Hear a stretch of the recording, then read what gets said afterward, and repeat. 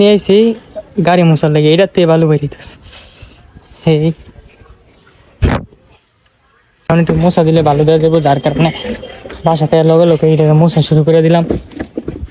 Wash করবো আজকে, কালকের ভিতরে ওয়াশ করবো, তখন আরো সুন্দর দেওয়া যাবে। কিন্তু আপাতত একটু মশা দিয়ে রাখি নতুনের মতো যাতে লাগে।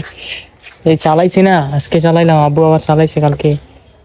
কালকে রাত্রে মনে হয় নাকি একটাতে মনে হয়, দিনের একটাতে মনে হয় রাত্রে পর্যন্ত চালাইছে। এই কারণে একটু ময়লা, নয়তো একটুকু থাকতো না, কারণ গাড়ির মিটার দেখে মনে হইতেছে যে ওয়াশ করানো হয়েছে। এটা মুছা একটু কষ্ট হয়ে যেতেছে গা, তাও মুছি, সমস্যা নাই।